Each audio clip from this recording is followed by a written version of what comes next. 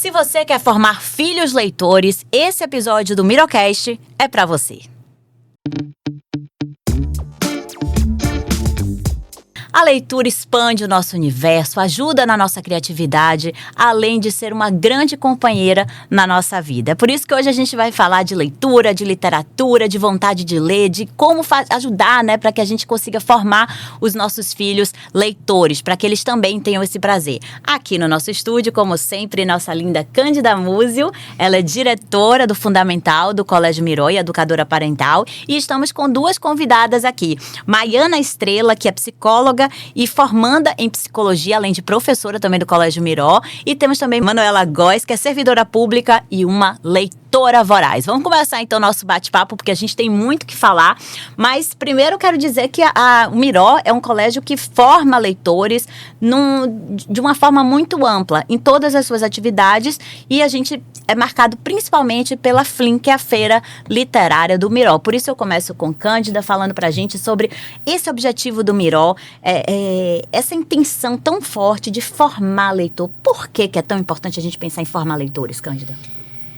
Bom, eu quero começar dizendo que esse Mirocast tem uma intenção de discutir, de apresentar para vocês o que é esse projeto pedagógico de formação de leitores. E nesse momento a gente dá à luz a FLIM, que é esse evento que a nossa comunidade Miró já conhece. Quem está chegando na escola vai ter a oportunidade de viver agora, que é uma experiência de investimento mais focado durante um mês e meio, mas esse é um projeto que acontece o ano inteiro. Então, retomando a pergunta de Ellen, a gente pode pensar que formar leitores, primeiro que é uma tarefa ampla, complexa e longa. Muitas vezes a gente espera formar um leitor que, ao terminar o processo de leitura e escrita, que esse sujeito já seja leitor. Não, o sujeito é leitor e vai aprendendo a ser leitor todos os dias da vida dele. Então, eu posso ter 70 anos e continuar me constituindo como leitor. Então, quando a gente fala de formar leitor, e por que formar leitor? Primeiro porque leitura amplia a nossa visão de mundo, né? Porque leitura nos possibilita nos conhecer. Porque leitura nos possibilita conhecer o outro. Leitura nos possibilita conhecer a cultura de um outro lugar. A leitura nos possibilita lidar com dificuldades, com questões subjetivas que a gente está vivendo na vida. Tenhamos 2 anos, ou 20 anos, ou 70 anos. A leitura sempre é uma parceira, não só para nos tirar de momentos de tédio e de ócio. Ela é um ótimo companheiro uma ótima companheira para o ócio, mas ela é uma ótima companheira para nos ajudar a elaborar questões de vida e para construir vínculo com a vida. Então, eu posso seguir aqui falando muito sobre por que a gente deve ler, por que ler é bom. E eu acho que a gente vai fazer isso ao longo dessa conversa. Maiana, você que é professora do Colégio Miró e é professora bem dos pequenininhos, e como Cândida falou, existe um projeto integral, entre todas as turmas, inclusive vocês fazem trocas também, o 3º ano leva a revistinha para o 2º, existe todo um projeto voltado para a leitura desde esse iniciozinho. Você é professora de alunos de 2 aninhos. Grupo 1/2, e como é que você faz para introduzir essa leitura nas crianças? A gente conhece livrinhos de tomar banho, livrinhos de pegar, mas como é que é na escola esse processo? Então, como Cândida falou, é um processo que ele é longo. A FLIM é apenas um pedaço, um braço desse processo, é um produto maior, mas a formação de leitor na escola, ela acontece diariamente. A literatura, ela entra na vida dos pequenininhos, lá desde o grupo 1 e grupo 2, ela entra todos os dias, através da leitura feita pelo professor. Você trouxe um pouquinho, além dessa questão do livro de banho, dos livros mais diretos. Muitas vezes as pessoas têm a visão de que para crianças pequenas a gente precisa ter textos curtos, imagens, ser livros mais diretos, mas não necessariamente. Isso não significa que eles não são importantes. Sim. Eles são importantes, as crianças precisam ir ganhando repertório, então a gente os livros que são mais diretos, mais curtos, ajudam essas crianças a ir ganhando repertório, a ir ganhando uma casca, uma identidade leitora, um comportamento leitor. Mas não é só isso, não se finda aí. Livros que não são tão diretos, que não são tão literais. Acho que, inclusive, quando a gente pega a literatura, que tem essa capacidade de ampliar pensamento e a gente reduz essa categoria, por exemplo, a gente está reduzindo a literatura e reduzindo, inclusive, a potência que tem as crianças pequenas, né? Então, quando a gente traz textos que não são tão literais, é a possibilidade dessas crianças ampliarem o mundo. Pra gente introduzir só a Manuela no papo aqui rapidinho, pra gente entrar com a Manuela também. Manuela, você conquistou uma coisa, está conquistando, né, como Cândida diz, uma coisa, informação, que todos nós, pais, mães, queremos, que é formar filhos leitores. Seus filhos leem muito. Como é que você conseguiu isso? Fala pra gente. Primeiro falar que não é uma receita de bolo, né? E também que eu acho que a gente tem que começar essa conversa falando que não pode ser mais uma obrigação, né, para os pais e para as mães, né, isso ser mais um ônus, né, na vida da família, essa obrigação de introduzir os filhos no mundo da leitura. Isso tem que ser um investimento da família, mas tem que ser algo que seja curtido, né, e eu acho que a grande dificuldade, talvez, das famílias é a gente encontrar um caminho para isso, porque fica muitas vezes como se a literatura que o filho está lendo seja algo distante, né, então acho que é preciso... Distante de que forma? Distante dos pais. Então, acho que os pais precisam também tentar se colocar como mais parceiro dos filhos nessa leitura. Então, a primeira coisa que eu acho é se despedir de preconceitos, né? A gente, às vezes, tem uma exigência de que um filho não lê determinado livro considerado bobo ou, enfim, né, não interessante. Então, se despida desse preconceito, porque o refinamento da leitura, ele vai vir aos poucos, né? Isso acontece com adultos. Quantos adultos começam a ler depois de 30, 40 anos, né? E vão se formando leitores. Então, se despida desse preconceito. E aí poder ofertar aos filhos uma leitura do que interessa a eles, porque esse é o caminho, né?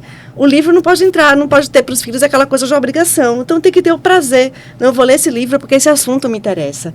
E esse talvez seja um grande... né, abrir as portas desse mundo literário, né? Eu queria trazer 2 pontos, 2 da fala de Mai e um da fala de Mano, que eu acho bem importante, que é assim, quando Mai fala de que mesmo trabalhando com crianças pequenas, a gente não precisa reduzir, seja o conteúdo, no sentido de tais conteúdos não podem ser tratados com criança, ou a gente não pode apresentar volume. Óbvio que para crianças de 3 anos, você não vai apresentar páginas preenchidas por escrita do início ao fim, tá? Então, existe uma adequação, sim. Mas é comum que pais de crianças de 7 ou 8 anos, às vezes, ao lerem para os seus filhos, substituam palavras, por exemplo. Então, aquela palavra que parece difícil, eu troco. E isso é um desserviço, porque a literatura, ela traz uma possibilidade de ampliação vocabular. Então, quando você lê para um sujeito, né, e ele tem uma possibilidade de atribuir sentido e significado, assim como também quando ele vê uma imagem. Quando ele vê uma imagem, o que ele vai atribuir de sentido para aquela imagem não é controlável por nós. Cada um interpreta aquela imagem ou aquela mensagem que está escrita no texto do lugar que lhe é possível. Então, eu não preciso trocar as palavras, mas eu posso fazer uma entonação na minha leitura, eu posso fazer uma pausa e conversar um pouco sobre aquilo. Eu não preciso necessariamente empobrecer o texto. Certo? Isso é bem importante. Quando você fala também dessa substituição da palavra, às vezes também acontece a substituição do conteúdo. Famílias que acreditam que não pode tratar determinados assuntos, como Cândida trouxe esse gancho, porque são crianças muito pequenas, porque seria insuportável para as crianças aguentar determinados conteúdos, sendo que é o oposto. A literatura, ela nos ajuda a elaborar situações da vida, né? Então, primeiro que não é a criança que está vivendo, não é aquela criança de 2, 3 anos que está vivendo aquela situação. É o outro, é o personagem. Eu lembro de uma situação, aconteceu, já tem uns 10 anos, essa situação, de uma família que me procurou. A gente tem a ciranda literária, que acontece pós-Flim. Os meninos compram um livro na Flim e depois, toda semana, eles levam um livro para casa. Então, esse livro é itinerante, vai sendo trocado e os meninos fazem essa dinâmica de levar para casa. Com 2 anos. Com todas as idades, 2 aos 14. Perpassa todos os grupos do Miró. E o que aconteceu foi a criança levou um clássico para casa e no clássico a mãe morre. E a família me procura falando que não gostaria que esses livros fossem enviados para casa, que era um absurdo, que não dava para tratar sobre morte com uma criança pequena. Ela não aguentou, ela não continua o livro, ela não termina a leitura para a criança, porque ela decide não que o conteúdo era alto para essa Era criança. inadequado. Só que nessa situação, a situação de Bambi, a situação do Rei Leão, que trazem esse conteúdo de morte, quem está vivendo é Simba, quem está vivendo é Bambi. Então, há uma possibilidade da criança se aproximar desse conteúdo, mas não é a criança que está vivendo. Quem está vivendo é o outro. Então, esse conteúdo, ele consegue ficar um pouco mais suportável para as crianças. Então, na minha visão, né, na visão da gente, é de que é o contrário disso. Essa criança, ela pode ir tendo acesso a conteúdos que são difíceis, que são duros, através da literatura, porque a literatura, ela dá esse respiro, ela traz a metáfora, ela traz as figuras de linguagem. Em Bambi, por exemplo, não fica claro que a mãe morreu. Tem uma deixa de que a mãe subliminar. morreu. Né? Tá ali, o conteúdo tá ali. É interessante você falar isso como psicóloga até, né, para dar um conforto pra gente. E eu acho também que é uma decisão muito familiar também, dos temas que quer tratar. E eu acho interessante até porque eu vivi uma situação recentemente com Estrelinha na Teia de Charlotte, comentei com vocês ontem, a gente teve uma prévia, viu, gente, que a gente se prepara para isso aqui e tudo. Na Teia de Charlotte, a aranha morre. E eu fiquei super triste também. E Estelinha chorou muito com essa morte da aranha. E principalmente ela dizia, ela morreu sozinha. Ela fez tudo por todo mundo e morreu sozinha. E eu fiquei muito confusa. Então, como psicóloga, você traz isso. Mas acho que também tem muito uma questão do que a família banca, né? Se a mãe banca aquilo também. Mas quando você compreende que a literatura é um recurso que apoia a elaboração de conteúdos subjetivos, né? Se você entende que a literatura tem esse papel, você pode ficar mais segura. Eu lembro de uma situação do nosso clube de leitores de adultos, de um livro do mês passado, que traz uma questão da violência contra a mulher. E uma das nossas amigas do clube de leitores abre o verbo e conta que, lendo aquele livro, ela pôde ir entendendo que ela vivia tudo aquilo. Então, para ela, foi uma possibilidade de reencontrar-se com a sua história e poder, inclusive, ela escolheu contar aquela história pra gente naquele espaço do clube, que daqui a pouco mais a gente fala sobre isso, da importância dessa intimidade. Mas as rodas de literatura na sala, que as crianças vivem de pequenininhas até adolescentes na nossa escola, ela é um espaço de elaboração de subjetividade. Tem uma história nossa também de uma criança que decide contar para os colegas que é adotado. E ele decide contar com 7 anos, porque ele lê um livro da biblioteca de classe, entende aquela história e diz, mamãe, eu quero contar para os meus amigos. E aí ele vai para a sala e conta, sabe? A partir dessa história. E tem um ponto que Mano trouxe, que eu acho que é muito importante. Eu me lembro de coisas com Nívia, nossa parceira. Nívia, beijo para você. Que é assim, ó. Quando o Mano diz assim, a gente precisa se despir de preconceitos. Quando o Mano tá falando disso, ela tá falando, por exemplo, assim, quando uma criança tá lendo alguma coisa e que você acha que aquilo é bobo, é simples, que seu filho já deveria estar lendo outras coisas. Ou quando você não gosta daquelas temáticas, mas o seu filho ou a sua filha gosta. E eu me lembro muito disso, conversando com essa amiga que eu estava falando, que ela queria que o filho lesse algumas coisas, mas que não era o que o filho queria ler. E isso era muito forte para ela, porque como ela tinha sido uma leitora muito proficiente, uma leitora de livros muito bacanas, ela esperava que o filho dela também fosse. E ele não era. Entendeu? Então, para ela foi um exercício muito importante de se despir dessa ideia de que ele tinha que ler o que ela lia, que ela era uma leitora proficiente. Cada um vai fazer o seu percurso de leitor, né? E às vezes não na velocidade também que os pais esperam, né? Isso é preciso também chegar para as famílias. Eu estava pensando aqui, né, em táticas de você se aproximar mais, trazer a leitura mais para dentro de casa. Eu tenho uma mania, então eu vou acompanhando os conteúdos de meus filhos na escola e vou tentando ótima mania. Achar livros que dialoguem com eles. Então, por exemplo, crise ambiental, né? Fui eu lá atrás de Greta, porque Greta é um personagem que não é uma figura, não é um personagem que é trabalhado na escola. Então, minha filha leu em casa, levou para o Miró. Ano passado, o Rafael trabalhou muito a formação do povo brasileiro. E aí, muito da cultura indígena. Esse livro foi escrito por um menino, né, indígena, uma criança. Então, ele fala do processo de escolarização dele. Outro que eu acho maravilhoso, né? Quanta África tem no dia de alguém. Quantas coisas tem no nosso dia a dia que são de origem africana. Que bacana. Então, isso faz com que também a leitura do filho não fique uma leitura só para ele. A família participa daquilo. E eu acho que o desafio é maior quando as crianças vão crescendo. Minha filha tem 13 anos, hoje ela já lê Jogos Vorazes, Percy Jackson, e até livros escolares. O que é que eu faço às vezes? Eu vou no YouTube e assisto lá uma resenha daquele livro. Porque isso gera conteúdo. Eu falo, mas eu soube que esse livro foi premiado não sei aonde, sabe que esse livro é muito antigo, sabe que esse livro foi escrito em tanto, né? E aquilo ali não fica uma leitura só dela, né? Tem tanta coisa aí que nessa sua fala, que é da subjetividade também desse relacionamento familiar e dela sentir que ela é interessante. Isso. Ela tem algo interessante para acrescentar para a família. Isso também aumenta a autoestima. E dá relevância à leitura. A leitura ganha um status na família, né?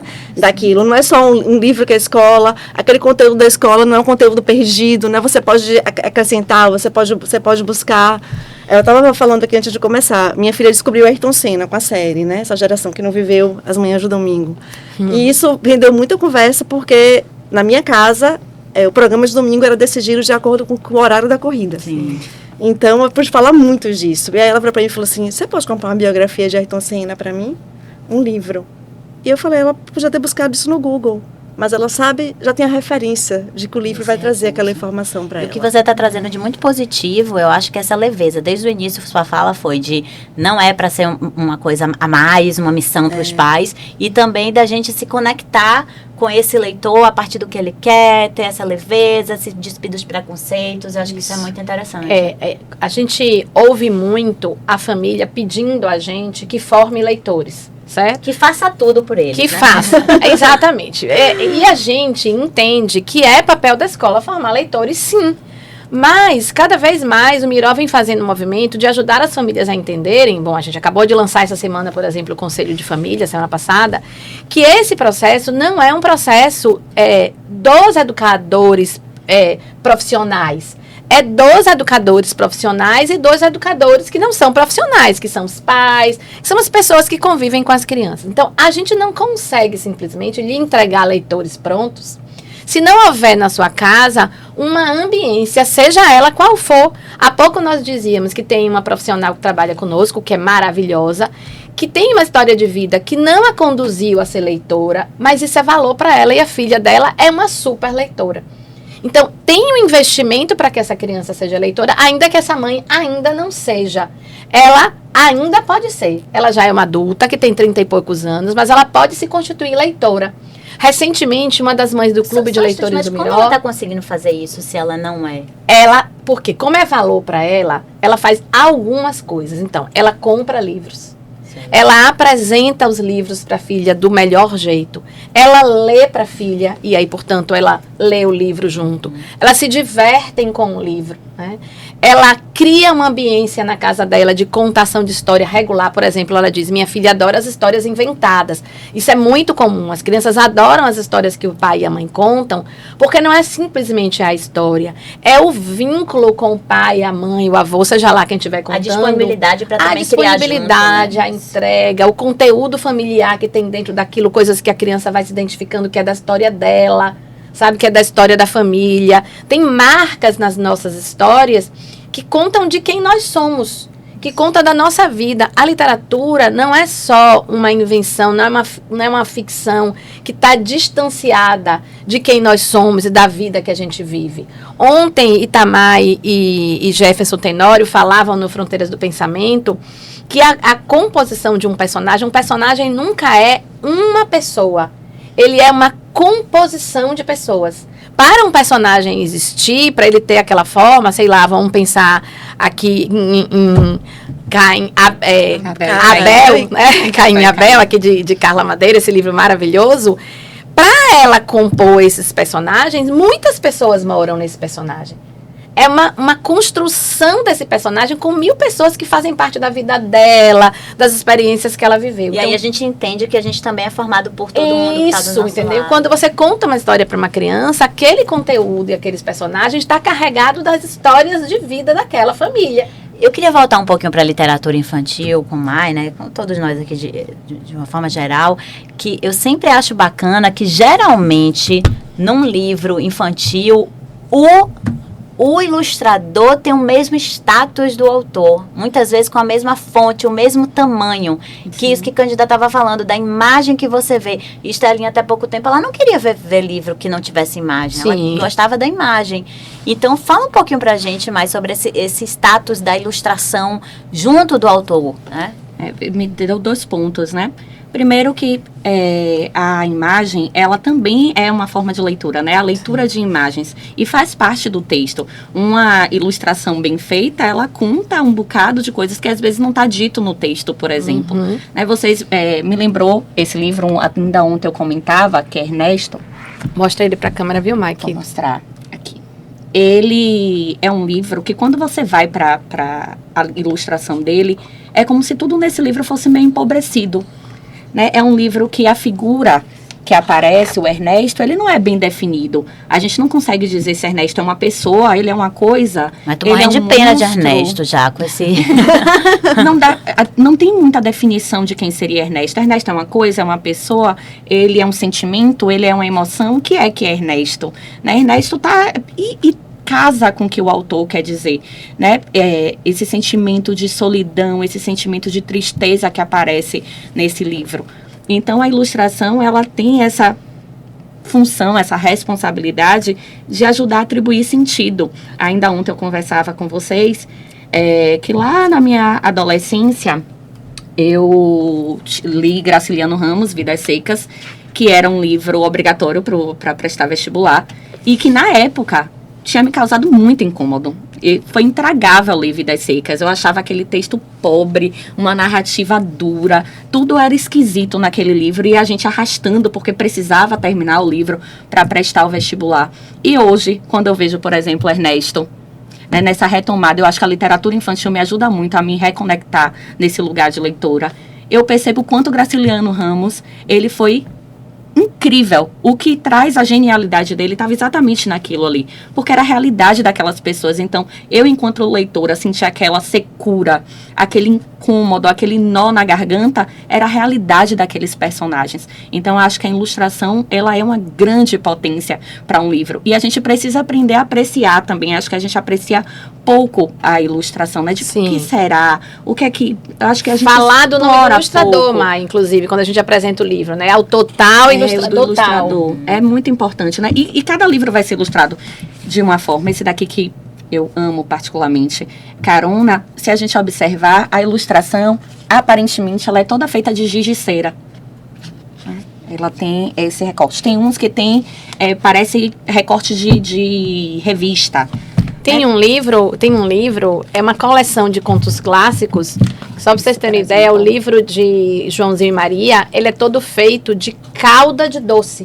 Sim. Eles fizeram a ilustração com calda de doce, desenhando com calda. E tem um outro de Rapunzel, a ilustração é feita de fios de cabelo e de sisal, que eles fizeram e depois fotografaram. Bom, enfim, não sou editora, não sei exatamente como eles fizeram, mas você olha para a ilustração e você vê isso. Olha que genial que é isso. Eu queria entrar numa coisa aqui sobre os temas, né? Você falou aí agora dos clássicos. Quando a gente começa a pensar, não só nos clássicos, mas também nas músicas. Boi da Cara Preta, que tem pra criança que tem medo de careta. Coisas assustadoras, né? A Cuca lá no sítio do Pica-Pau Amarelo. E quando você tem a Branca de Neve, né? Que a mãe morreu. Geralmente as mães morrem muito. Vocês têm algum conhecimento sobre isso? É uma coisa que me chama a atenção, né? Por que existe isso? As mortes todas, as maldades. A literatura é vida. A vida como ela é. Né? A vida como ela é. A vida como ela é tem tudo isso. Veja, quando a gente diz que a literatura nos ajuda no processo de elaboração da subjetividade, quando os autores estão escrevendo, ontem Jefferson dizia assim, quando eu escrevo, eu elaboro as minhas questões, eu elaboro as minhas dores, elaboro a minha vida e ajudo o outro a elaborar. Então, a vida tem morte, a vida tem tudo isso e na vida das crianças tem isso. Agora, Cândida, como é que vocês lidam por exemplo, a gente sabe que na literatura infantil já se fala até muito do machismo, do feminismo, né? As princesas que só eram poderosas quando encontravam um príncipe. Mas, além disso, também da questão Monteiro Lobato, racismo. Como é que o Miró lida? Ao mesmo tempo, faz parte de uma construção de um país. No país era assim. Mas como é que vocês lidam com essa literatura antiga que não está dentro do que a gente espera hoje da sociedade? Eu vou dar 2 exemplos, né? Primeiro, eu acho que a gente precisa muito respeitar aquela obra, que é uma obra de um tempo, né? Que conta a história daquele tempo, como tantas obras. Isso não quer dizer que a gente corrobore com aquela ideia nos dias de hoje. Então, por exemplo, até pouco tempo, nós tínhamos um foco grande de um trabalho de produção de texto no 3º ano, e a gente usava muito Monteiro Lobato. Sua filha agora está vivendo, não tem mais tanta ênfase, a gente mudou. Mas o que a gente fazia quando a gente via, por exemplo, uma fala sobre Tia Anastácia, que era uma fala dura e preconceituosa na nossa visão de hoje? A gente conversava com as crianças, a gente ouvia as crianças. Tinham questões em atividades onde a gente ia lá e perguntava o que as crianças acham daquela situação, e elas se colocavam. E nessa mesma série, que é o 3º ano, que a gente trabalha com a narrativa clássica, então eles escrevem narrativas clássicas, a gente faz uma crítica, por exemplo, à história de Branca de Neve. Você vai viver, não vou te dar tanto spoiler, tu vai viver esse ano, Mano já viveu. E as crianças apresentam esse clássico fazendo uma crítica a todo o conteúdo que tem ali dentro. São muitos conteúdos que não dialogam mais com quem nós somos nos dias de hoje. Então é muito legal elas fazendo a crítica ao texto. Elas apresentam a peça e no meio a gente vai colocando umas figuras dos dias de hoje que vão comentando os conteúdos subliminares que tem ali, ou explícitos, e que eles não concordam. Ou seja, o Miró com crianças de 8 anos já tentando dando essa perspectiva das diferenças culturais, né? Das diferenças do tempo, na realidade. Né? Eu acho que vai... Acho que vai nessa direção um pouco que a gente estava falando. É a mesma coisa do tirar determinados temas. Acho que para a sociedade, uma situação dessa, era muito mais fácil a gente pegar todos os livros de Branca de Neve e tirar da escola, fogueira, né? E tirar da escola. Vamos eliminar os clássicos.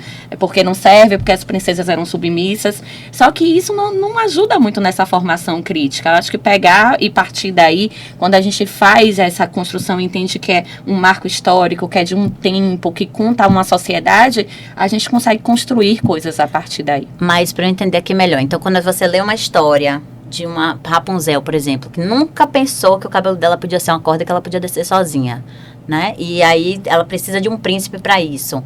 Você acha, até como psicóloga entrando, para eu aprender, você acha que a gente deve falar para a criança, olha filha, para ir, precisou de um príncipe?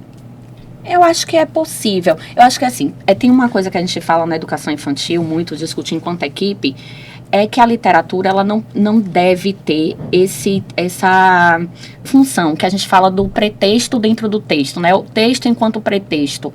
Então, a gente não precisa, por exemplo, como escolarizar.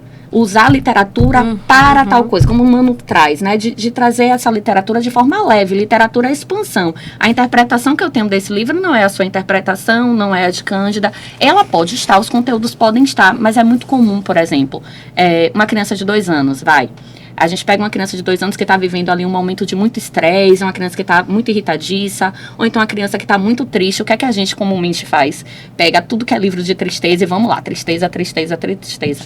Não é que isso não deve ser feito, mas quando a gente usa como se fosse causa e efeito, com função educativa, a literatura ela não tem esse compromisso. Deixa eu dizer uma coisa para ela de uma maneira bem objetiva, concordando com tudo. Você não tem essa função. De dizer para ela, olha filha, que ele precisou, mas você pode perguntar para ela o que ela acha disso, entendeu? A escuta ao que a criança diz, ao que a adolescente diz, ao que o outro diz, o que é o espaço do clube de leitor, é escuta para o que o outro diz. Entende? Mas eu acho que as crianças chegam também a essa conclusão. Eu estava lembrando de um episódio que minha filha viveu acho que foi 4º ou 5º ano, na parte da Grécia, né? De uma deusa. Aquele episódio é maravilhoso. Ela se recusou a continuar a copiar o texto, porque foi um texto que foi criado... Reescrevendo, né? Isso, uma construção coletiva do texto, né? Porque ela dizia, não, fulana de tal, ela só resolveu fazer isso, ela teve que esperar um homem chegar. E aí ela levou para a escola e Cândida conversou com ela. Falou, não, mas aqui vocês estão reconstruindo um texto que já existe. Quando você for criar a sua história, você pode fazer de uma outra maneira. Mas isso vem naturalmente, né? Eles já vão desenvolvendo esse senso crítico, né? E comparando aquela realidade com o que eles vivem hoje, né? Mas a gente está muito acostumado a ver o celular como vilão, as coisas que a gente vê no celular. Mas os livros, até, por exemplo, na ditadura, para determinado grupo, tal livro era subversivo. Os livros também formam o nosso raciocínio. Sim. Então, nós, que eu acho que mais ou menos todo mundo aqui, né, mais novo, um pouco mais velho, mas do mesmo tempo, assim, contemporâneas, a gente foi formada para ser a princesa, para achar um príncipe. Então, eu acho que não é só... Vou discordar um pouquinho de vocês. Eu acho que não é só... a gente vai ter o senso crítico. Às vezes, a gente não tem. A gente entra naquela imersão, principalmente da princesa branca, a princesa loira e a princesa... Que isso está mudando agora. Mas é uma coisa muito forte da gente ser criada para achar um príncipe encantado. Não, mas peraí, vamos lá, a gente vamos tem voltar. Histórias. Vamos voltar. Quando a gente diz assim, sobre a situação de Rapunzel... O que eu estou dizendo você não precisa, estou usando como estratégia, eu preciso dizer para minha filha tal coisa, não necessariamente ela pode interpretar. Isso não quer dizer que numa conversa você não possa ter seu posicionamento. Você pode dizer, filha, eu não gosto dessa postura que ela teve. Mas como obrigatoriedade, o leitor, o adulto de referência, ele não precisa pegar o livro e ficar decupando e dizendo, isso aqui não é legal, isso aqui não é para fazer. E senão você mata a literatura. Mas então a gente pode escolher. Porque, por exemplo, eu sempre evitei muito ler tantos clássicos para minha filha. Porque eu fui criada assim, a gente foi criada assim, a gente tende a ter uma formação, porque o livro, assim como o celular, que tem um meme lá, que tem as coisinhas, o livro também vai formando a gente. Mas se você lê uma coisa só, olhe para essa mesa. Não, ok. Entende? O clássico mas formação leitora é isso, mas né? por isso que esse episódio é tão importante, pra gente mostrar a diversidade, porque as mães, os pais que não estão acostumados a esse universo da literatura, vão cair nos clássicos. É Branca de Neve, Rapunzel, Lobo Mau, Os Três Porquinhos e acabou ali. Entendi. E eu acho que qual é seu ponto? A gente vai formando, colocando isso na cabeça das crianças de maneira subliminar. É assim que a vida é. A princesa tá esperando o príncipe. Então, peraí. Então, vamos dizer, como a gente está num videocast que quem está do outro lado é prioritariamente pai e mãe, né? Que está pensando sobre a formação leitora do seu filho, olha essa mesa, né? A formação leitora pressupõe diversidade. A formação leitora, veja, a gente está falando que vai desde livro com imagens e livros, por exemplo, esse livro, Mano aqui há pouco dizia, ela escolhe esse livro porque havia um momento eminente de morte na família. O filho dela, para quem ela estava pensando prioritariamente, já estava maiorzinho ali com 7 anos. Mas olha o volume de leitura que tem aqui, pouquíssimo. Uhum. Mas ele não lê só isso, quando a gente vai falar de volume. Ele lê textos que têm um volume maior. Então, o item volume, por exemplo. Ou o item temáticas. Ou o item estilo. Ou o item gênero. Tudo isso precisa ser considerado quando você está trabalhando na formação leitora. Até porque eu acho assim que a gente enaltecer os livros é maravilhoso, mas a gente também tem que pensar em qual literatura a gente vai escolher. Eu faço essa comparação com o celular, que a gente está abominando muito o celular e enaltecendo a literatura, mas hoje está muito mais fácil publicar livro, qualquer pessoa consegue facilmente. Sim. Que livro é esse? Esse livro é bom? Então, eu também alertar para esse senso crítico que a gente tem que ter essa peneira, isso se constrói. Isso se constrói. E nós adultos mesmo passamos por isso. A gente viveu isso no clube essa semana. A gente escolheu um livro que foi premiado e que a grande maioria não gostou, e a gente teve severas críticas à estrutura do livro, ao conteúdo, à formação de personagens. Então, é um crivo que vai se construindo, né? Eu acho que mais importante do que, claro, que os pais têm que direcionar um certo conteúdo, mas é construir o hábito da leitura. Sim, com né? Isso aí, daqui a pouco, aquele livro vai ser desinteressante. Eu estava mostrando, meu filho só pensa em futebol agora. Então, as biografias, pequenas biografias dos jogadores. daqui a 2 anos, talvez ele não queira mais saber disso. Mas ele constituiu o hábito de buscar informação no livro, de saber que o livro traz informação para ele. Nesse fala sobre a questão do racismo também, no Divino? Fala um pouco. Bacana. Mas não tem só dele. Tem de Mbappé, Neymar, de vários... Aqui. E você já está entendendo tudo de futebol também, né? Eu gosto de futebol, então para mim é fácil. Acho que vem um pouquinho do que as meninas estão falando do comportamento leitor. Isso. O comportamento leitor, ele vai sendo adquirido. Então, eu acho que é mais fácil, como eu volto a bater nessa tecla, além de que é mais fácil a gente tamponar, a gente fingir que não vê, então jogar os clássicos fora, porque tem um marco ali que a gente não gostaria que o filho reproduzisse, mas é com um comportamento leitor. É quando a gente vem, por exemplo, para os clássicos antigamente eram muito piores, inclusive. Sim. Né? Eram muito mais explícitos o conteúdo, como, por exemplo, o Lobo Mau e a Vovozinha e a Chapeuzinho. E a gente vai ganhando versões, por exemplo. A gente faz muito isso com crianças pequenas. Então, a gente começa pelo clássico, porque clássico tem uma estrutura, inclusive, textual estável, né? Aí a gente começa pelo clássico, depois a gente vai lá e apresenta um lobo mingau, que é um lobo que não queria ser lobo, é um lobo que vai pro divã se resolver, porque tá todo mundo dizendo pra ele que ele é um lobo mau, e ele não quer ser lobo mau. E aí a gente apresenta, olha, veja bem, nem todo lobo é mau. Ou então a outra história de Chapeuzinho Vermelho, que vai e traz a versão do lobo, falando, ei, mas essa história não foi assim, quem disse que eu gosto de comer vovozinha né?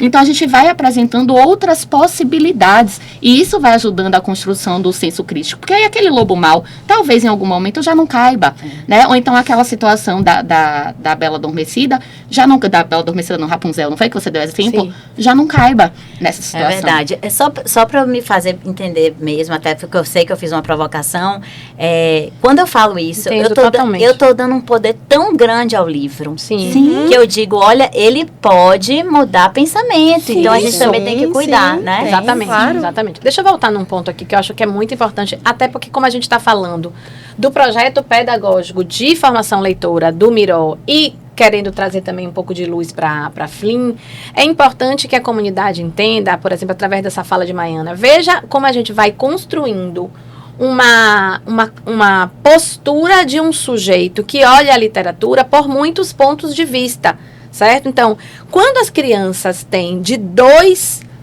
até os adolescentes de 14 anos, a possibilidade de compor a biblioteca de classe.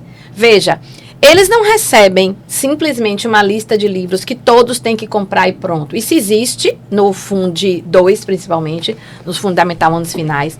Mas na educação infantil e no Fundamental 1, as crianças podem escolher os livros que vão compor a biblioteca de classe.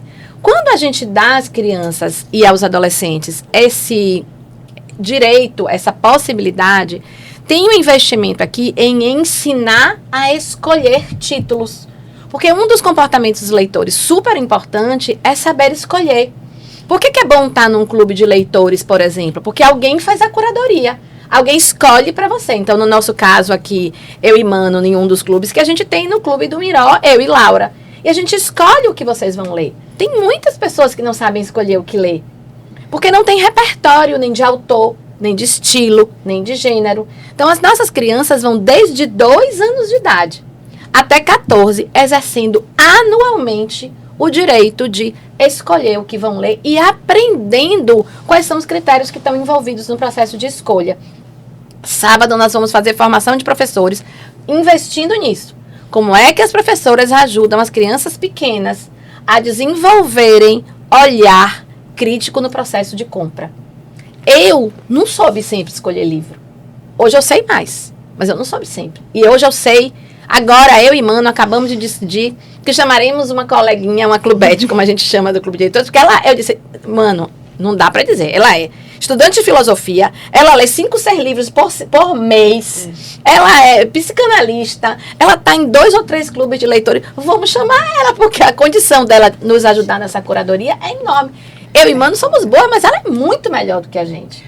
Cândida, a gente já falou várias vezes do clube, então acho importante a gente explicar melhor para quem está assistindo a gente como é que funciona esse clube de leitores, e aproveita e conta pra gente como é que de onde partiu essa ideia. Eu acredito que seja muito por conta de vocês ajudarem, como é a cara do Miró, ajudar toda a comunidade. Exatamente, né? Isso é muito importante, depois acho que Mano pode ir falando um pouco sobre isso também, que é assim, ó, a gente tinha montado um clube, eu e Mano, E a gente foi vendo que tinha um efeito muito potente. Não só para as mulheres que estavam ali, mas o desdobramento disso na casa delas, na vida delas.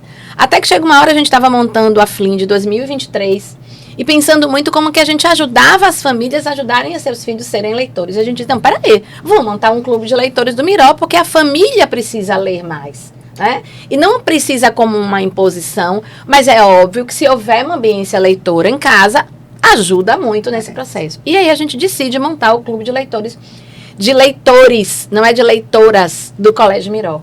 Foi aberto aos pais e às mães. Mas é muito curiosa essa coisa que está acontecendo, né? As mulheres têm aderido muito mais do que os homens a esse tipo de atividade.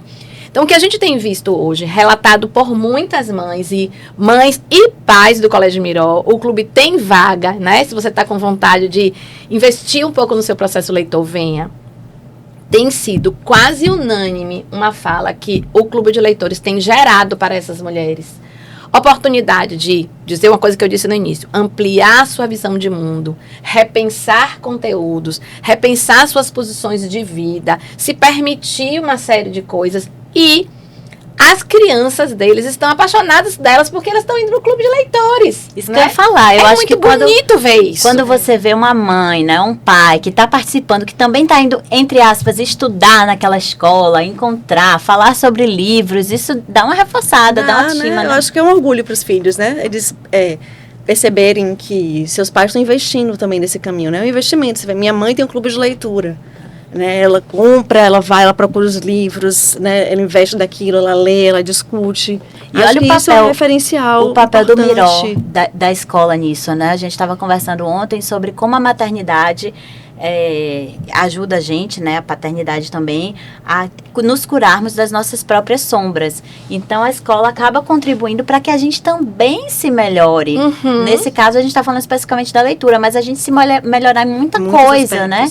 E a leitura também ajuda a gente, como a Cândida falou, né, Cândida, que a gente está formando até o final da vida. Então, sempre está em tempo da gente melhorar. Eu queria, só retomando o que a Cândida sobre isso. Falou no começo, né, que não tem idade para a gente se construir leitor. E foi através da literatura infantil que eu virei leitora. Nossa. Eu tinha uma referência de leitura de minha mãe, que sempre leu, mas eu não fui uma adolescente leitora, eu não fui uma jovem adulta leitora. Na pandemia, comecei a buscar livros para meus filhos, e isso foi me mexendo comigo. E aí foi um caminho para eu entrar na literatura adulta. Que estímulo você isso, com então, certeza está dando a muitos adultos agora. Porque a gente olha para você e acha que você... Não, sempre eu. Foi sempre assim, desde pequenininha, desde menininha. Inclusive, nesse último episódio, nessa última reunião do Clube de Leitura, eu não li o livro. Foi incrível. A gente disse, bora não ler o livro, meu Deus! Eu não li o livro. Eu não tive condições, eu não li. E assim, é libertador também, poder não ler naquele mês, eu não li o livro. Tem dois conteúdos aqui da não fala é uma coisa linear. Um que eu gosto de falar sempre desse autor, né, que isso tem sido libertador para muita gente, que é Daniel Pennac, que ele fala dos direitos do leitor. E um dos direitos que ele traz é de não ler o livro. Com as crianças a gente tem que ter muito cuidado com isso, senão eles tomam esse direito e não querem ler nada mais. Mas com adultos a gente pode dizer, olha, quando o Mano não lê o livro, a gente ficou brincando, meu Deus, o Mano não lê o livro, então isso que é a maior CDF. Então, a gente pode, inclusive, parar o livro num ponto. A gente pode pular, ir lá pro final e voltar. A gente pode botar o livro para dormir. Ler vários livros ao mesmo tempo. Ler vários livros ao mesmo tempo, sabe? Tem gente que quer ler o final. E lê o final e volta e tá tudo bem, né? Então, existem muitos jeitos de ler. Essa é uma outra questão que é muito importante. Não há só um jeito de ler.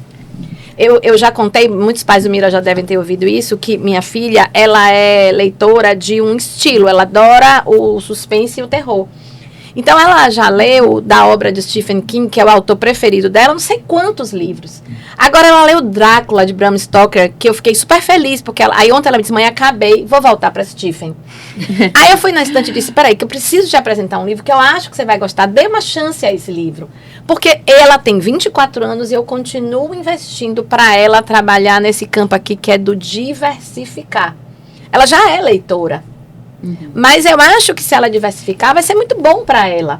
Né? Então, quando a gente fala de ampliação de repertório leitor, com criança, com adolescente, com adulto, Mai dizia, eu não estou conseguindo sair de Carla Madeira. Eu estou tão apaixonada por Carla Madeira que eu só quero ler Carla Madeira. Beleza, aconteceu isso com ela agora. Então, pode ser, ela diz assim, vocês têm alguma coisa para me indicar? que me faça agora poder voltar a ler, porque eu estou vinculada a Carla Madeira, a gente disse, sim, tem vários títulos. Tô viciada, quero acabar com isso. Isso, ela tá viciada ali em Carla Madeira e a gente pode fazer essa ampliação, tá? Então, voltando só para falar, para amarrar isso aqui, quando a gente está falando de um projeto pedagógico de uma instituição, essa instituição, ela toma esses princípios como referência, né? De diversidade, de regularidade, de oferta, de criação de ambiência, de direitos do leitor, de considerar que esse leitor ele está em formação o tempo inteiro. Se ele não é leitor ainda aos 10, pode ser que ele seja aos 12, aos 15. Então, é interminável o processo de formação de leitor. Assim como a Cândida trouxe, assim, do grupo 2. Então, lá no grupo 2, desde o grupo 2, a gente tem um compromisso com a tipologia textual que a gente vai ofertar, os gêneros que a gente vai ofertar. O que é a tipologia textual? Então, a gente vai ofertar textos, que são textos, contos clássicos da literatura, né? A gente vai apresentar poesia, a gente vai apresentar fábula, a gente vai apresentar parlinda, a gente vai diversificar os gêneros, os autores. Isso vai ajudando as crianças, porque muda tudo, né? Uma poesia, ela tem uma estrutura textual diferente, a tessitura é diferente do livro, a forma de expressar, em geral a poesia traz a rima, então a gente tem esse compromisso. Quando a gente faz a escolha, a curadoria com crianças pequenas, a gente faz desde textos, inclusive a gente estava falando livros que não tem textos, que é uma leitura de imagem, até poesias, até fábulas, até contos clássicos, contos modernos. A gente tem essa obrigação de variar. Eu tenho uma pergunta sobre isso, que é a contação e a encenação, né? Quando vocês contam um livro, quando vocês estão encenando ali, sem necessariamente ter um livro, existe uma associação direta para a criança, que aquilo vem de um livro, aquele recurso, para ela começar a entender que aquela coisa curiosa, aquela coisa gostosa de ouvir, vem de um lugar. Deixa eu falar uma coisa antes de Mai, que é assim, ó, para a gente, a literatura tem um lugar sagrado. Existe literatura na sala de aula regularmente, do grupo 1, 2 ao 9º ano. Então, a gente não tem nenhuma pretensão de colocar algo no lugar da literatura. Então, eu não faço isso para que o sujeito entenda que aquilo é legal e possa ler. Não, ele vai ter contato com a literatura, com o livro. A literatura tem um lugar. Agora, eu posso contar algumas coisas para a criança, mas eu não preciso dizer, gente, isso é bem parecido com aquilo que a gente vive com o livro. Não, o livro em si, a vivência com o livro, seja de só pegar e manusear, até ouvir uma história contada, uma história longa, por exemplo, chega uma hora do ensino fundamental, um determinado momento, que as crianças escutam o professor lendo. E eles escutam o professor lendo livros grandes. Porque eu também preciso ser capaz de escutar algo e poder conversar sobre aquilo que eu escuto. Então, existe o recurso da leitura compartilhada, que é todo mundo com o mesmo livro, e a gente lendo juntos, porque a professora vai ajudando a criança a analisar o texto do livro.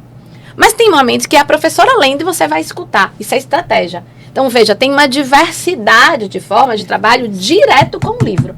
Entendi. Entendeu? O livro é sagrado. Tem uma coisa que uma amiga minha me ensinou que eu achei bem interessante, de sempre deixar livros espalhados pela casa. Sim. No sofá, no banheiro, para ela poder ter a possibilidade de pegar naquilo e ficar curioso. E teve uma coisa que vocês estavam falando sobre liberdade, né?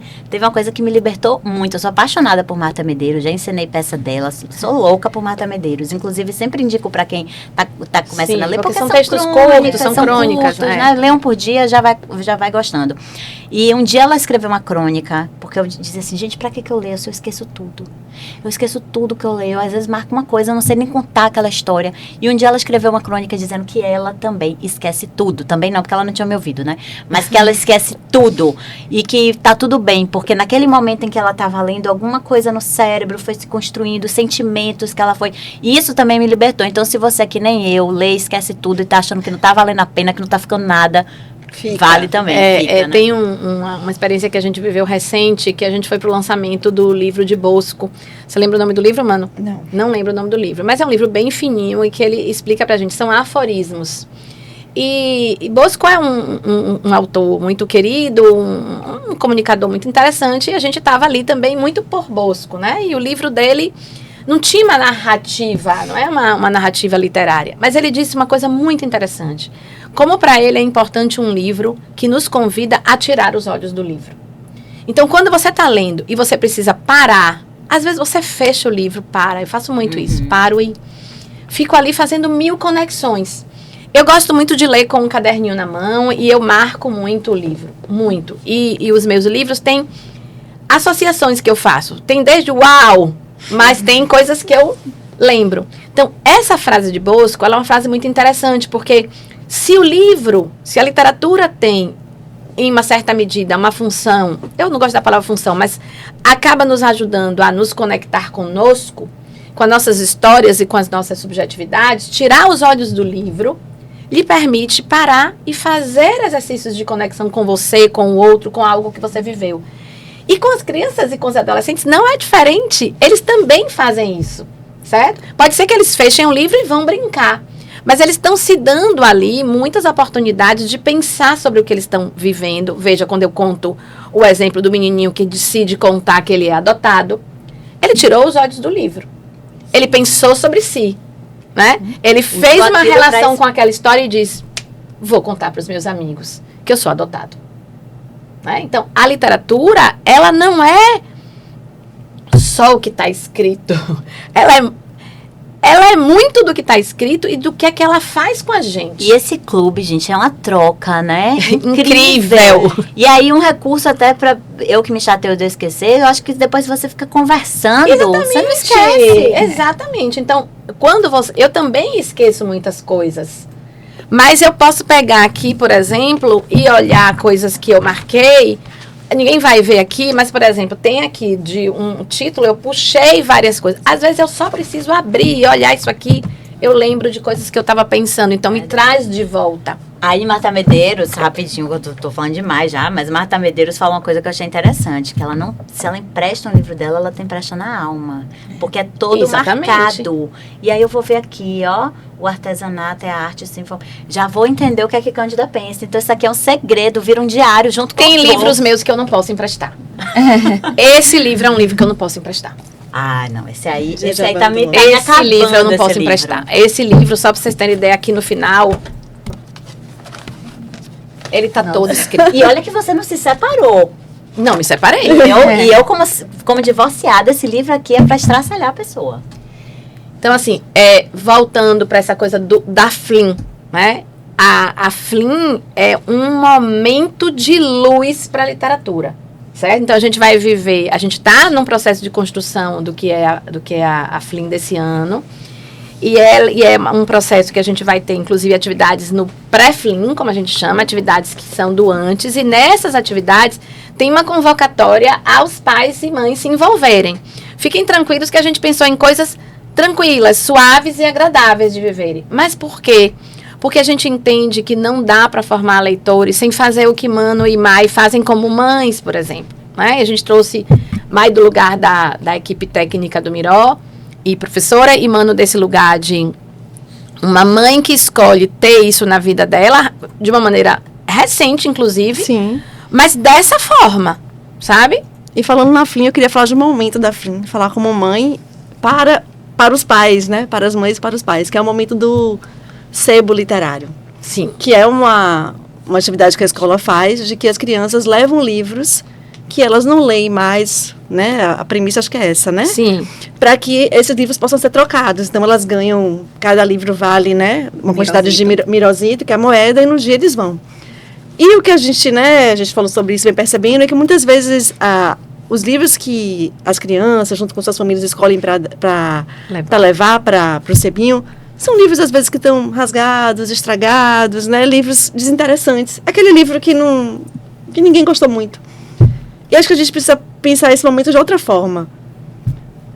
Acho que é importante para o nosso filho saber o que o seu colega está lendo, além daqueles livros da sala.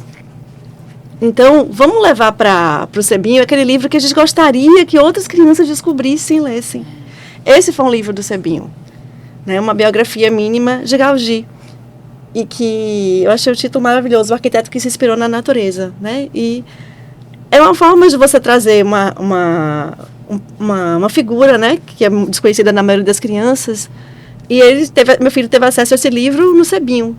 Então, acho que o Sebinho pode ser mais rico se as famílias tiverem esse olhar. E esse olhar generoso, né? E Generoso. Até porque os livros infantis, eles não são baratos. Não são baratos. Não, se a gente puder fazer essa troca, a gente vai aumentar nosso repertório. Eu acho que a literatura, aí se tem algo que ela precisa ser, eu acho que vai do afetar mesmo, assim, do afeto que causa o outro.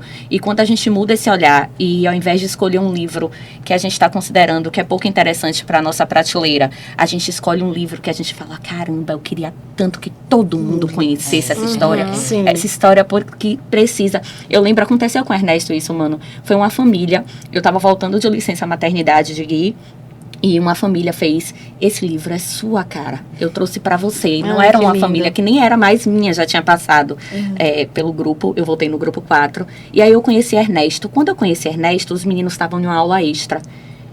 Eu pedi pra professora segurar, era uma aula de inglês. Eu fiz, segura eles um minuto.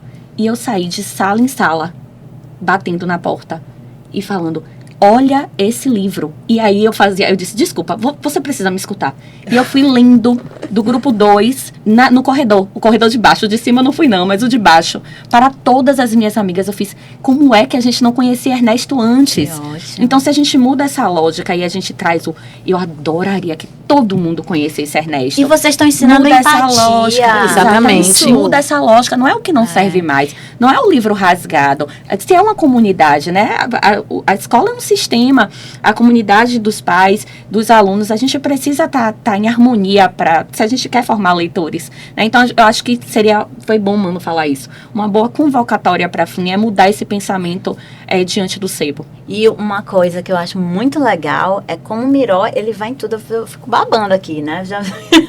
Eu faço pergunta provocativa também, mas eu fico babando, porque agora mesmo minha filha está fazendo atividade que ela tem que indicar um livro para um colega específico, ou seja, ela vai escolher o colega para quem aquele livro caberia perfeitamente em vídeo, então também de forma digitalizada, colocando também nesse universo, não é totalmente contra a tela faz parte, né? O vídeo faz parte da nossa realidade, então tudo ali associado, e não só isso, a aula de pensamento computacional que tá no MEC, né? Todo mundo tem que colocar, o Miró, ele faz o quê? Ele pega o pensamento computacional também para articular com a literatura, eles estão escrevendo na aula do pensamento computacional um livro, aprendendo ali a mexer no teclado, vendo como é que as coisas funcionam. Fazer um livro digital. E fazendo um livro.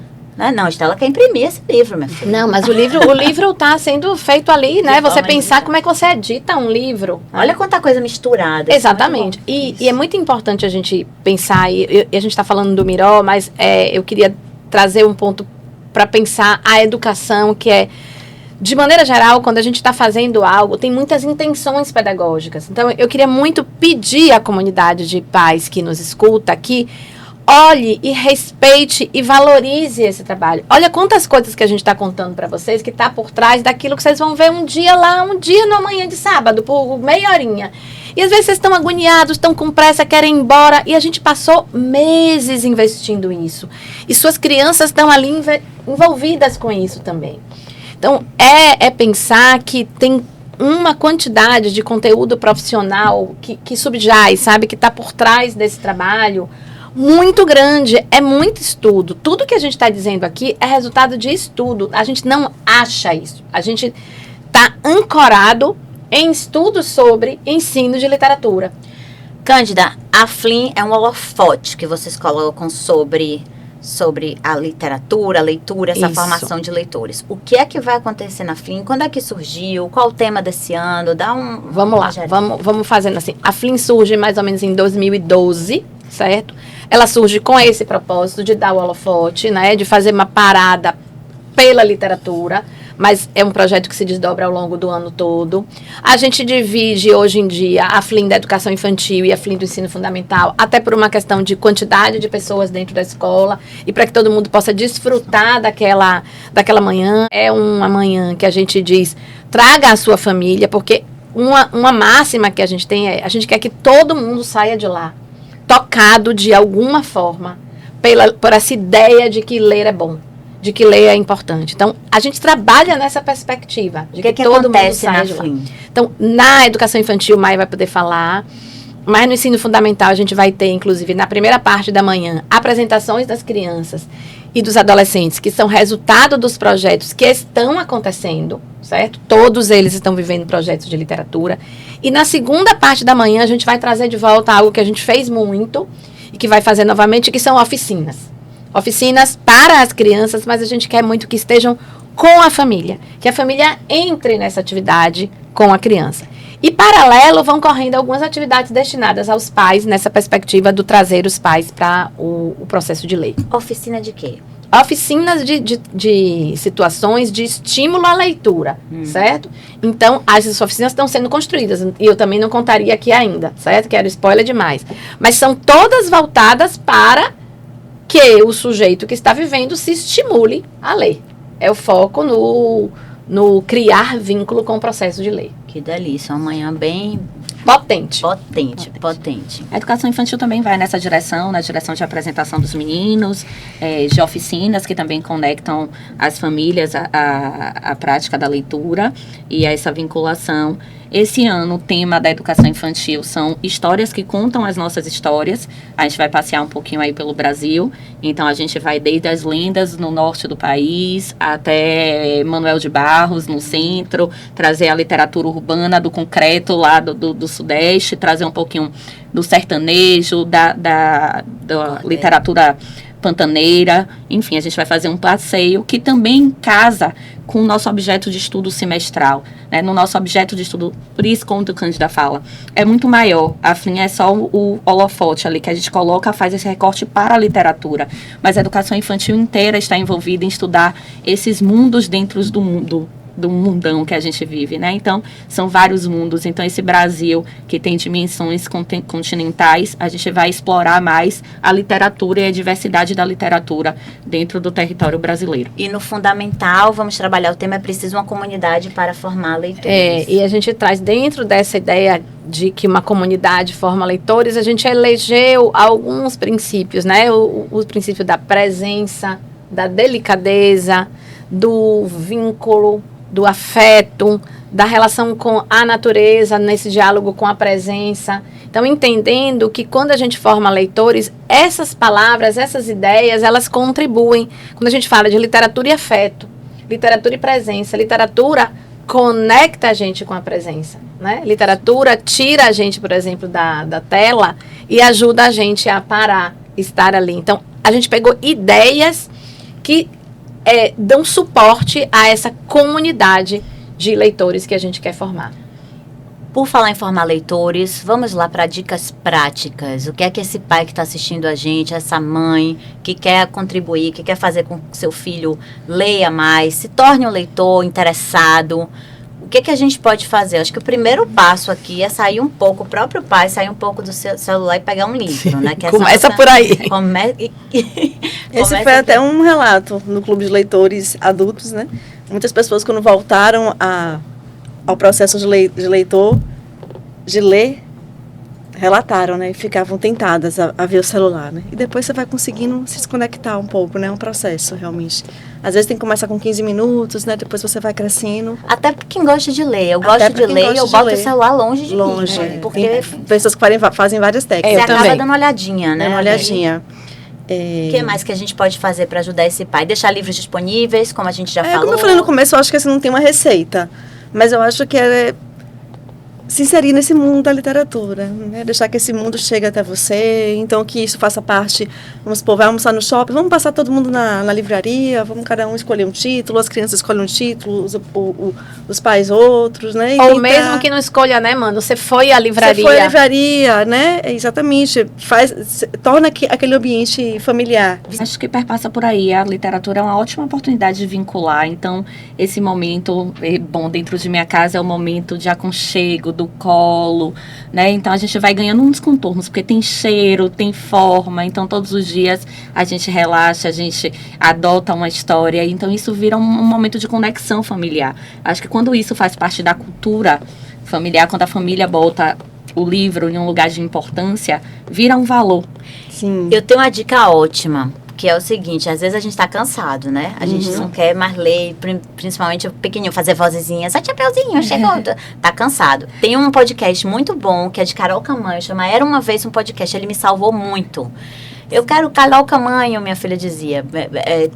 Ela conta história. Conta história. Conta a história. Ela foi morar no Canadá e quando chegou lá, ela não queria que os filhos esquecessem português. Ela também não era uma leitora e ela começou a ler e começou a gravar. Ela tem um clube hoje que você assina as histórias de Niná. Então, Era Uma Vez um Podcast. Eu vou botar a descrição, porque salva a gente. Eu queria falar para os meninos maiores, né? Porque acho que esse movimento que Mano faz de ir à livraria, de comprar, de oferecer, é um movimento muito importante. Mas, às vezes, a gente precisa fazer esse caminho que Mano está dizendo, que é a gente vai precisar escolher alguma coisa para ler. Escolha o que você quer ler e ajudar essa criança a escolher. Então, ter um livro na mão, sabe? E garantir na sua casa que agora você... Vamos dizer que você não é leitor, não é leitora, mas o seu filho, você está investindo nisso. Então, ele precisa ter um horário que ele vai ler. Se ele ler uma página, tudo bem. Se ele estiver lendo 3, melhor. Mas ir garantindo. Às vezes, eles fazem birra, não querem ler. Às vezes, é preciso dizer, tá bom, tudo bem, hoje você não vai ler, né? Mas é preciso ir garantindo progressivamente. Essa escolha que Manuela está fazendo, que é de eu preciso ver o que é que mobiliza a Rafa. Sim. Então, ela permite que Rafa entre pelo processo de leitura, que é o que o mobiliza no momento. Eu gosto sempre de falar da história do Diário de um Banana, né? Que é um livro que muitas vezes as crianças começam por aí. Eu não gosto do Diário de um Banana, mas eu tenho dito muito que se é preciso entrar por algum caminho e o caminho é esse, ok. Beleza que ele leia o 1, o 2, o 3 e depois ele está entrando no universo da leitura. Como educadora parental, Cândida, o pai que paga para o filho ler. Cada livro que você lê, eu te dou R$10. Eu acho que ele está desvirtuando totalmente a relação do filho dele com a literatura. Literatura não é isso. Se ele está achando que ele está investindo na relação de vínculo com a literatura, ele não tá, porque você está fazendo porque você vai ganhar uma grana. Tem que ter prazer, né? Precisa ter um prazer associado. Prazer. Ah, mas pode ser que lendo ele comece a gostar? Pode. Mas você está associando a literatura, que é para ser um universo do prazer, do vínculo, daquilo que você escolhe, a algo que é uma obrigatoriedade associada a algo que é eu preciso ser remunerado para fazer isso. Ou seja, não é meu, é externo. Então pronto, isso aí não vale. E a questão do interesse, do conteúdo, hoje é muito difícil para as crianças sustentarem ler. Sim. Percebe isso na escola, né? Os textos grandes. Tem tantos estímulos, então se não for algo realmente que interesse a eles, vai ficar mais difícil ainda. Para tudo, né? No processo de aprendizagem. Precisa afetar. Na escola ainda tem, Cândida, não sei se no Fundamental 2, a obrigatoriedade de ler como a gente tinha, ler, fazer uma resenha. Não só no Fundamental 2, no Fundamental 1 também. Né? Então, tem livros que a gente, veja, eu falei da leitura compartilhada. Esse livro é um livro que a gente lê junto com a professora. Então, todo mundo está lendo esse livro, certo? Eles leem juntos. Mas todo mundo precisa pegar livro na biblioteca de classe. Então, essa é uma construção. Ah, mas tem gente que pega, leva, coloca na mochila e não lê. Tem. A professora controla se ele pegou o livro. Em casa, eu não tenho como controlar. Não tenho que escrever algo sobre o livro? Existem atividades que eles têm que fazer, que são atividades, inclusive, que têm pontuação, certo? Que são atividades de literatura, essa que sua filha está fazendo. Bibi. Entendeu? Não, aqui ela tem que indicar um livro. Tá. É uma atividade que ela tem que escolher um livro que ela leu e apresentar esse livro indicando para alguém. Essa é uma atividade que tem uma formalização. Certo? Mas veja que a gente distribui entre várias situações de leitura. Então, a obrigatoriedade de ler existe do segundo ao 9º ano. A forma é que vai mudando. Tem muitas formas diferentes. Ellen, eu queria falar uma coisa. Vocês estão falando de algumas estratégias que o Miró usa para trazer a literatura. E, mais uma vez, eu me inseri nesse trabalho da escola. Quando minha filha foi convocada a escolher um livro, gravar um vídeo, eu procurei algo diferente que ela não tinha. E eu queria apresentar a ela a história de Lina Bobbage, porque a gente tinha ido no MASP em São Paulo. Né? A gente tinha falado do prédio, né? E essa arquiteta, ela tem marcos por São Paulo e pela nossa cidade, né? E aí, achei uma biografia infantil que lindamente fala sobre a obra dela, mostra quais são Além da história não dela, conhecia. mostra deixa eu achar aqui, né? O barulho de página, uma delícia, né? É lá de Ai, dentro. que lindo. Man. A tão famosa escada, né? Enfim, do Man. Então, trouxe coisas que ela já sabia que existia e foi ver quem estava por trás disso.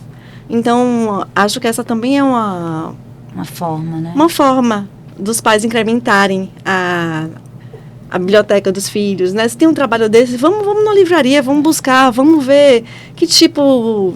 E você me remeteu uma coisa, porque esse repertório cultural vai a um museu, existe uma literatura sobre esse museu, sim. uma coisa vai puxando a outra, o cinema, o teatro, né? Tá tendo tanta peça, gente, infantil em Salvador. Isso. Levar, porque aquela peça já chama para aquele livro que, né, de cuja peça saiu. Vínculo com o que é poético, né? Com o que é literário.